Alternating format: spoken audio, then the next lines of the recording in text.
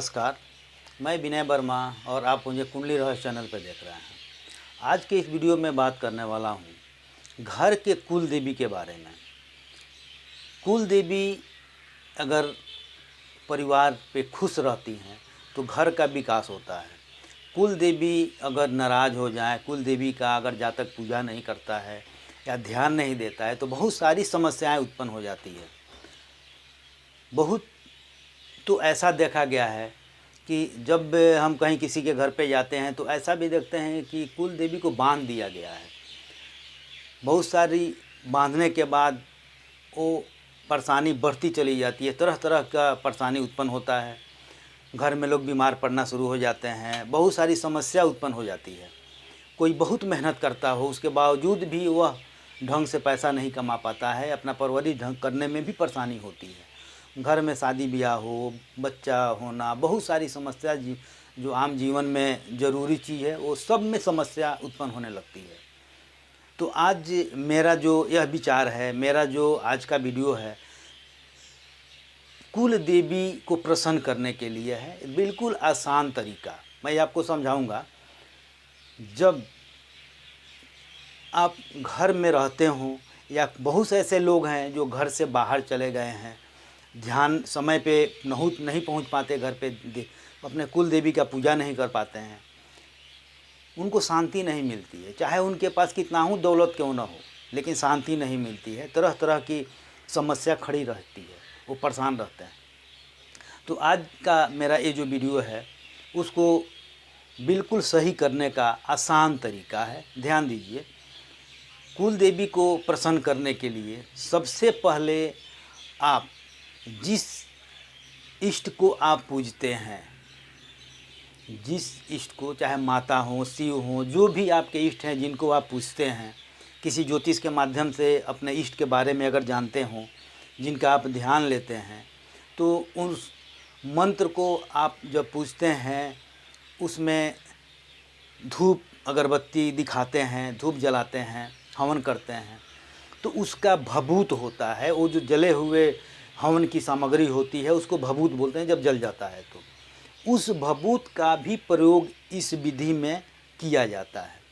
तो जब अपने इष्ट का पूजा करते हैं, 11 माला अपने इष्ट का पूजा आप कर लिए, हवन कर लिए, वह जो भभूत तैयार होता है उस भभूत को आप बाहर नहीं निकालिए, उस भभूत को संभाल कर रखिए। मैं उसका इस्तेमाल बताता हूँ। अब मैं आपको ये बताऊंगा, जब यह प्रक्रिया करना हो तो सबसे पहले आप ये देखिए कि यह जब भी किया जाता है तो शुक्ल पक्ष में अष्टमी को या पूर्णिमा को किया जाता है। ध्यान दीजिए, अष्टमी के दिन या पूर्णिमा के दिन इस प्रयोग को, इस उपाय को, इस नियम को पालन किया जाता है। या आपके घर की जो कुल देवता की जो तिथि होती है, जिसमें आप, जैसे बहुत लोगों के घर में अष्टमी को पूजा किया जाता है, सप्तमी को किया जाता है, नवमी को किया जाता है, तो जो भी तिथि आपके घर से जो फिक्स हुआ है, सनातन से जो चला आ रहा है, परंपरा जो चला आ रहा है, आपके परिवार में जिस तिथि को पूजा होती है उस तिथि में भी यह विधि कर सकते हैं। यह विधि करने से पहले मैं ये बतलाऊँगा कि आप यह वही आदमी कर सकता है, घर का मेन मुखिया हो, जेंट्स हो, पुरुष हो, या उस परिवार का बड़ा लड़का हो, वही करेगा, स्त्री नहीं करेगी। तो मैं उसमें लगे हुए कुछ सामग्री के बारे में, 2-3 सामग्री है, छोटा छोटा सा, उसको मैं आपको बतलाता हूँ। ध्यान दीजिए। सबसे पहले हम लाल कपड़ा लेंगे, छोटा सा रुमाल की तरह या 1.25 मीटर, छोटा सा 9 अंगुल में लेंगे या फिर 1.25 मीटर लेंगे। तो इसमें कोई प्रतिबंध नहीं है कि आप कितना बड़ा लेंगे, 9 अंगुल का भी ले सकते हैं। लाल कपड़ा लेंगे, लाल धागा लेंगे। दूसरा चीज़, चंदन का पाउडर लेंगे, बाज़ार में मिल जाता है चंदन का पाउडर, चंदन और कुमकुम। इसके अलावा एक कोयला, ध्यान रखिए, एक कोयला और लोहबान। भस्म मैं पहले बतला चुका हूँ, वो भस्म भी रहेगा। तो आपको करना क्या है, ये सारी सामग्री को लेकर जहाँ आपके घर में पूजा का स्थान बनाया गया है, कुल देवी का जो स्थान बनाया गया है, वहाँ पे आप बैठ जाइए और एक मंत्र हम आपको बता रहे हैं, उस मंत्र को आप ध्यान से सुनिए और मंत्र को ये सारे सामग्री वहाँ पे रख लें और एक माला इस मंत्र का जाप करें। वो मंत्र क्या है, ध्यान से सुनिए। ओम ह्रीं श्रीं कुलेश्वरी प्रसिद्ध प्रसिद्ध ऐं नमः। फिर से सुनिए, ओम ह्रीं श्रीं कुलेश्वरी प्रसिद्ध प्रसिद्ध ऐं नमः। इस मंत्र को आप एक माला वहाँ पे जाप करें, यानी 108 बार इस मंत्र को जप लें।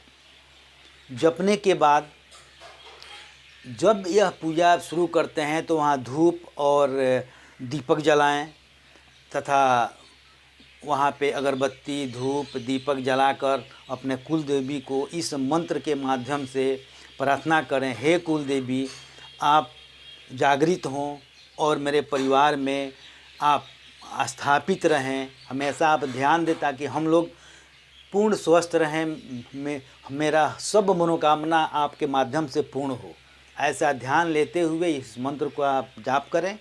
उसके बाद आप क्या करें कि लाल कपड़ा जो आपके पास है, उस लाल कपड़ा में चंदन कुमकुम, जो चंदन का पाउडर है, चंदन का पाउडर, कुमकुम, कोयला, लोहबान और जो भस्म पहले से तैयार किया हुआ है वो भस्म, सबको उस लाल कपड़ा में आप रख लें। लाल कपड़ा में रख लें और लाल धागा से उस पोटली बना के उसको बांध दें। जब उसको आप बांध देंगे तो वह एक पोटली तैयार हो जाएगा और उसके बाद उस पोटली को इस मंत्र को पढ़ते हुए आप ध्यान में लेते हुए मंत्र को पढ़ते हुए उस पोटली को गेट के अपने घर के मुख्य दरवाजे पे अंदर से आप उसको लटका दें। मेन जो दरवाज़ा होता है उसके अंदर से, बाहर नहीं लटकाना है, अंदर ऊपर लटका देना है। एक कील मारिए वहाँ पे लटका दीजिए, क्योंकि कभी भी किसी देवता का घर में जब एंट्री होता है, जब प्रवेश करती हैं तो मुख्य द्वार से ही आती हैं। इसलिए कुल देवी अगर नाराज़ हो गई हैं, आपके घर से चली गई हैं, तो निश्चित रूप से आपके घर में आएंगी और एक सप्ताह के अंदर आपको निश्चित रूप से सपना में कुछ ना कुछ दिखाएंगी। हो सकता है एक सप्ताह के अंदर आपको कुछ चमत्कार दिखे, कुछ ऐसा काम हो जिससे आपको समझ में आए कि मेरा काम बन रहा है। कितना ही बड़ा तांत्रिक हो, आपके घर में अगर आपके कुल देवी को बांध दिया है, वो भी बंधन टूट जाएगा और आपका हर मनोकामना पूर्ण होगा। निश्चित रूप से कुल देवी प्रसन्न हो जाएंगी और आपके हर मनोकामना को, हर परेशानी को दूर करेंगी, आपका सर्व मनोकामना को पूर्ण करेगी।